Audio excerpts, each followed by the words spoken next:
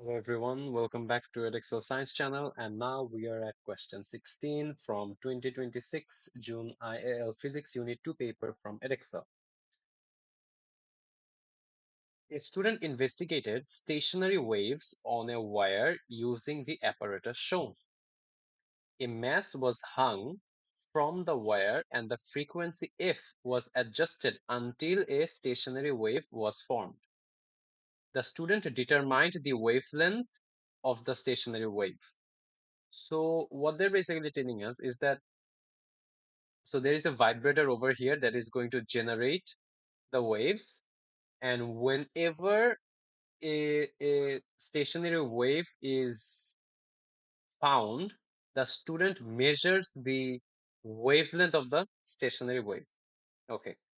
The frequency was increased and different stationary wave patterns were observed.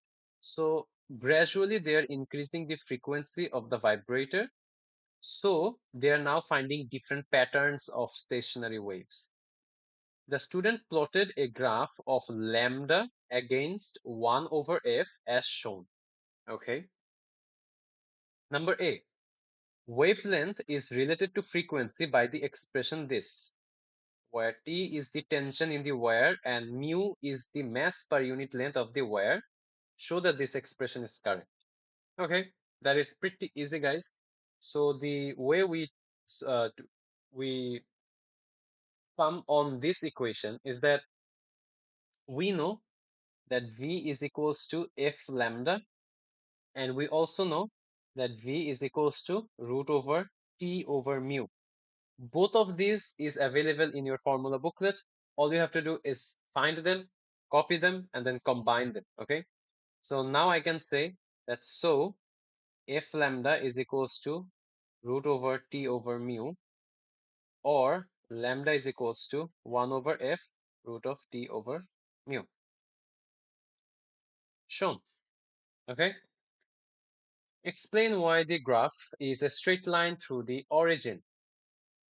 Um, if you look at this equation, okay, let me write it down. Not y, lambda is equals to, this is my x-axis, right?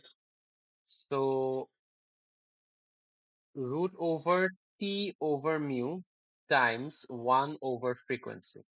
Now, since this is a straight line, right? Actually, we have to reason why it is straight line. We cannot use that information. Okay. So the graph is lambda against 1 over f. So this is my y-axis and this is my x-axis. Actually, sorry. Yeah. This is my y-axis and this is my x-axis. So I can now say that if this is my y and this is my x, this must be my gradient, right? So this is my gradient.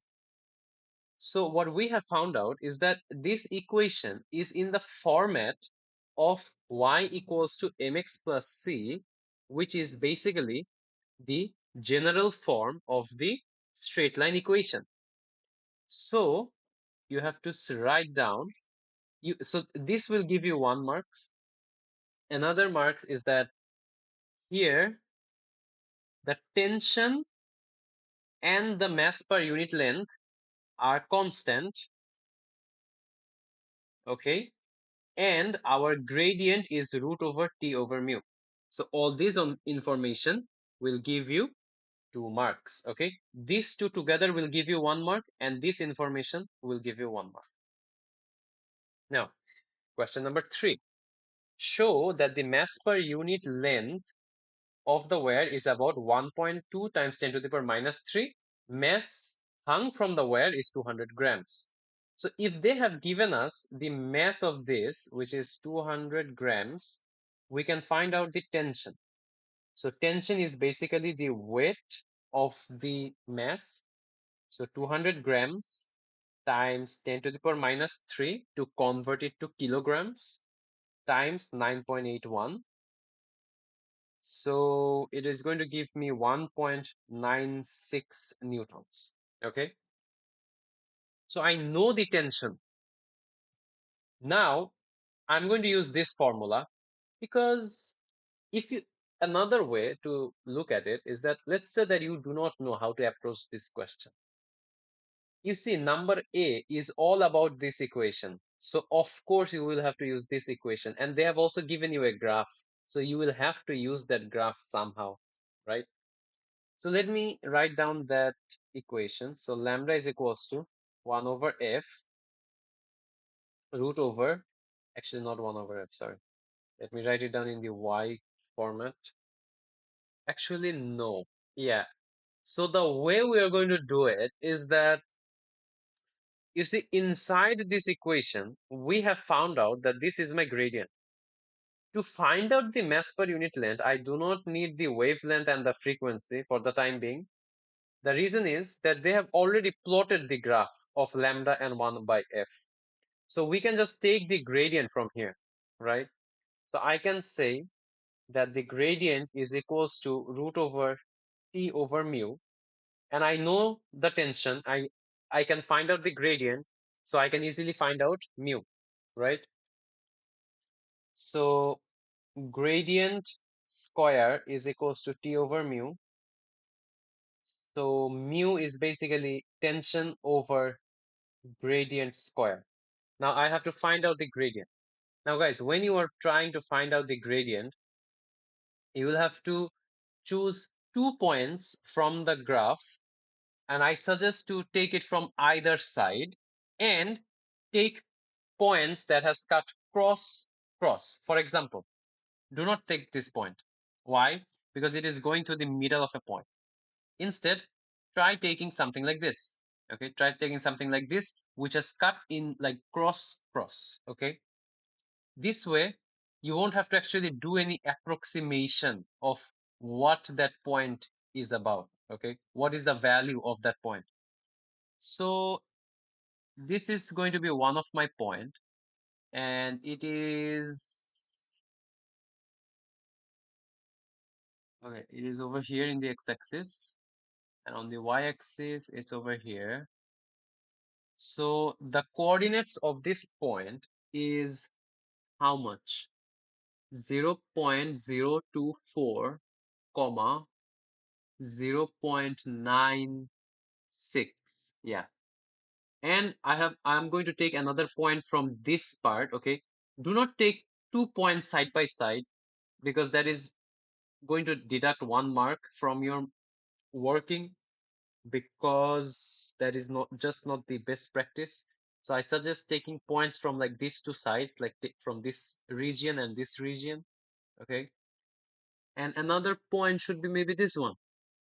So this one has a value of 0.004, and the y-axis is 0.16. Yeah. So now to find out the gradient, I'm going to use the classic gradient formula, y2 minus y1 divided by x2 minus x1. And that is going to give me approximately 40. Okay, approximately 40. And then I can just substitute it over here. My tension is 1.96. My gradient is 40 square. And that is going to give me 1.23 times 10 to the power minus 3. And it is shown. Okay, it is very, very close to this value that they have asked us to show. Moving on to question number B. The student changed the mass and repeated the experiment at a frequency of 45 Hertz. The following stationary wave pattern was formed on the wave. Okay, so like this, okay. And it is 2 meters in length. Calculate the tension in the spring, and they have given us the mu. Okay. So if you want to find out the tension, we are obviously going to use the same formula, this one. But do I know all the information though? So I need lambda, I need frequency, I need tension, and I have to find out mu. So lambda, I can find out easily. So there is 3 parts, right? And all of them is going to add up to 2 meters. So what I can say is that lambda is going to be 2 parts out of 3 of 2 meters, right? Do you guys understand this? Let me explain it one more time. So this is one wavelength, right? But we have another like halfway wavelength. So the way I'm trying to find it out is that there is 3 half wavelengths, but I am only going to take 2. So 2 out of 3 times the entire length, which is 2. Okay. So the wavelength is going to be 1.33 meters. So I found out my wavelength. And I know my frequency to be 45 from here. And do I know the tension?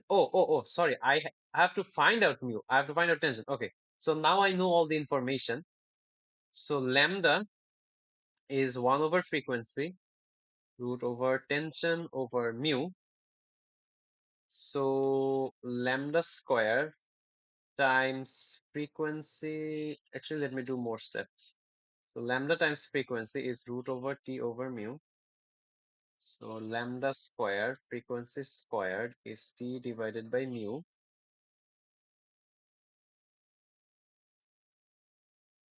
So mu, not mu again, sorry.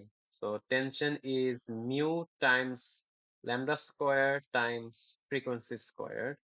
So mu is 1.2 times 10 to the power minus 3. Lambda is 1.33 square. Frequency is 45 square. And that, ladies and gentlemen, is going to give you guys 4.3 newtons of tension. Okay, so that is it for question number 16. Please do not forget to like and subscribe and share and comment on the channel, guys. Please, please. It's going to motivate me to make even more videos and be more active on the channel. And that is it for this video. I'll see you in the next one.